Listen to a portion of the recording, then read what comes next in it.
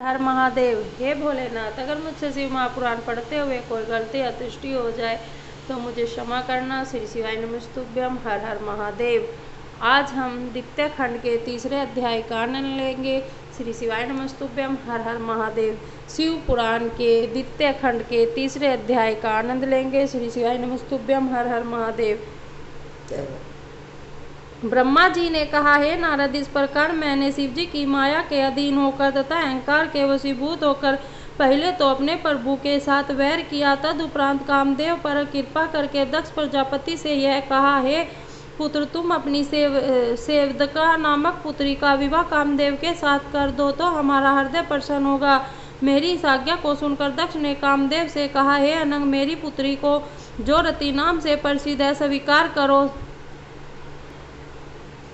और प्रसन्नता पूर्वक तीनों लोकों पर विजय प्राप्त करते रहो। कामदेव ने भी दक्ष की यह प्रार्थना स्वीकार कर ली। तब रति के साथ कामदेव का बड़ी धूमधाम के साथ विवाह हुआ। उस समय मैंने अत्यंत प्रसन्न होकर दक्ष को अपनी बाईं ओर बिठाया। फिर पिता के समान उपदेश करते हुए भगवान सदाशिव ने जो मुझसे जो शब्द कहे थे उन पर विचार करते हुए दक्ष से बोला, हे दक्ष, शिव जी योगी स्वरूप धारण कर तीनों लोकों को जीत भोग विलास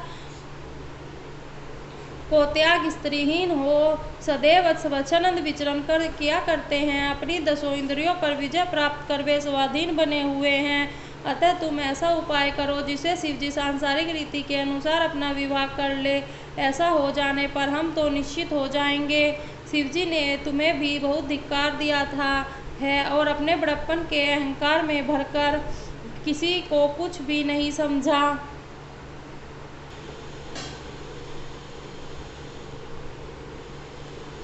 यदि विष्णु ने हमसे ऐसा कहा होता तो हम कुछ भी बुरा नहीं मानते। शिव जी हमारे पुत्र होते हुए भी हमारे प्रति ऐसे कटु वचनों का प्रयोग करते हैं और तुमसे भी, जबकि तुम उनके भाई होते हो, इस प्रकार अनादर वचन कहते हैं, सो यह किसी भी हाल में उचित नहीं है। अस्तु, जब तक शिव जी किसी स्त्री से विवाह नहीं कर लेते तब तक हमारा शोक दूर नहीं होगा। अब सोचने की यह बात है कि संसार में ऐसी कौन सी स्त्री है जिसके रूप पर शिव जी मोहित हो जाए और उससे अपना विवाह कर ले तथा वह स्त्री शिव जी की सारी चतुराई को दूर कर दे। यहाँ यह बात ध्यान में रखने की है कि जब कामदेव भी शिव जी को वंश में नहीं कर सका तो अन्य देवता उनके समक्ष किस प्रकार ठहर सकते हैं। फिर भी यदि कामदेव कुछ प्रयत्न करे तो शायद काम बन जाए। हे नारद, इतना कहकर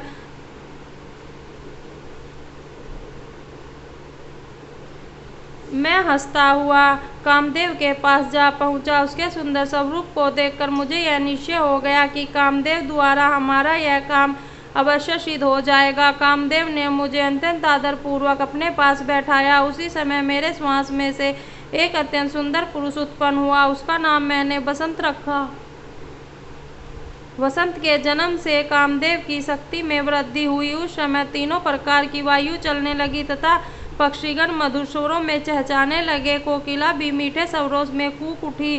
कामदेव की उसी शक्तिशालिनी सेना को देखकर मैंने कहा, हे मनमंत, यदि तुम अपने पराक्रम से शिव जी को वंश में कर लो तो तीनों भुवनों में तुम्हारी अत्यंत प्रसिद्धि होगी। अस्तु, तुम मेरी आज्ञा मानकर इस कार्य को शीघ्र संपन्न करो। मेरी इस आज्ञा को सुनकर कामदेव ने उसे अपने मस्तक पर धारण कर किया। तदुपरांत वह मुझे प्रणाम कर एवं अपनी सेना के साथ लेकर शिव जी को साथ लेकर शिव जी के समीप चल दिया। श्री शिवाय नमस्तुभ्यम। हर हर महादेव। दोस्तों, आज हम द्वितीय खंड के शिव महापुराण के द्वितीय खंड के तीसरे अध्याय का आनंद ले रहे थे। श्री शिवाय नमस्तुभ्यम। हर हर महादेव। दोस्तों,